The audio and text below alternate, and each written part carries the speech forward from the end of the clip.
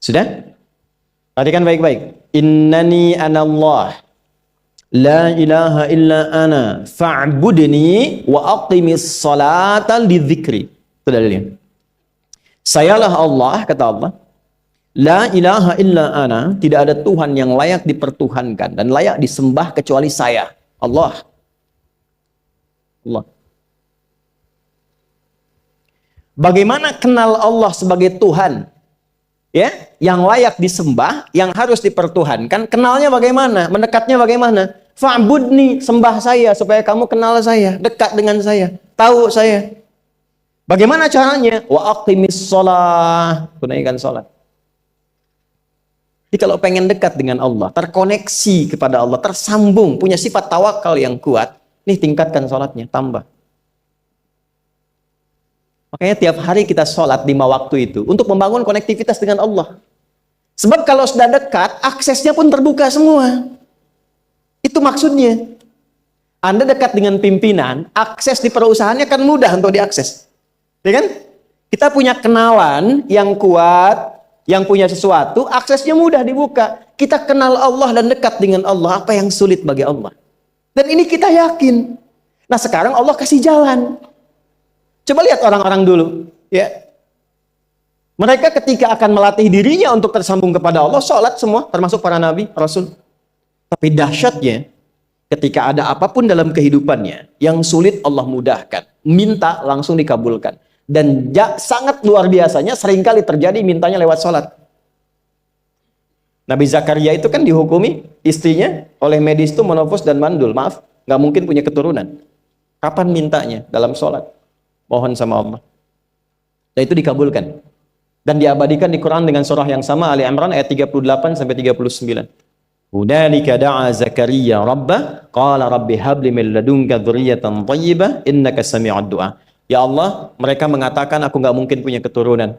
Mereka mengatakan istriku punya keterbatasan. Maka aku memohon kepadamu yang tidak punya batas dalam pemberian. Engkau yang maha mendengar. Kalau kepada yang maha mendengar doa saya tidak dikabulkan, mohon tunjukkan kepadaku lewat sholat ini ya Allah, dengan cara apa lagi dan kepada siapa aku mesti memohon. Itu nggak nunggu lama, permohonan selesai turun jawaban ayat 39-nya. Fanadathul malaikatu wa huwa qa'imun yusalli fil mihrab. Turun malaikat mengabarkan engkau dapat kabar gembira akan punya anak, langsung namanya dikasih Allah Yahya. Annallaha yubasyiruka bi Yahya. Artinya hidup yang mustahil menurut manusia, lahir dari rahim seorang perempuan, maaf, yang divonis monopause dan mandul, bayi yang hidup, kata Allah nggak ada yang mustahil, lahir dan terjadi itu. Yahya, John, lahirlah. Kapan terjadinya? Saat sholat. Karena itu saat dipanggil sholat, itu isinya tuh kan doa semua.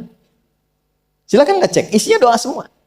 Dari mulai takbir, sujud sampai salam, isinya doa semua. Dan itu konektivitas kita dengan Allah, minta.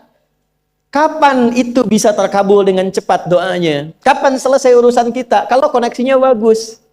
Makanya disebutnya zikir, yang terhubung, yang nyambung. Semakin kenal, semakin dekat, semakin mudah. Kadang belum minta, sudah diberi. Ada yang orang belum berucap, Allah sudah berikan. Sehingga ketika menghadapi masalah yang sama, ringan, bukan nggak punya masalah, akan dihadapi, diringankan oleh Allah. Masalah yang sama, ini sampai ribut, adu argumentasi. Orang ini cuma senyum selesai. Betapa banyak masalah kecil, diargumentasikan jadi besar. Akhirnya problem.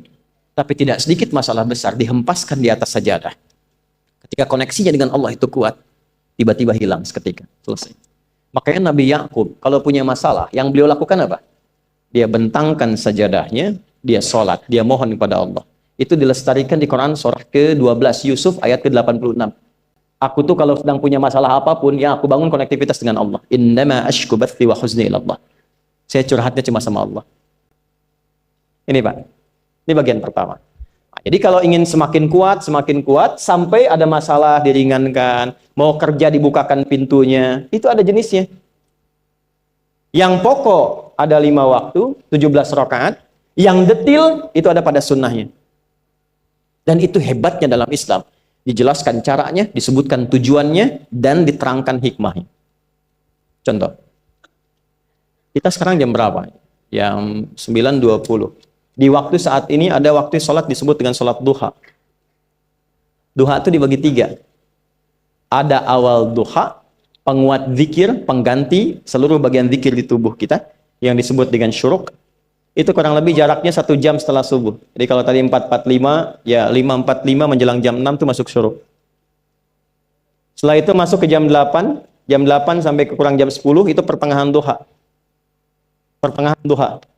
Apa fungsinya? Di antaranya mempermudah rizki. Di antaranya. Bilangannya berapa? 2 sampai 4 rakaat bisa dikerjakan.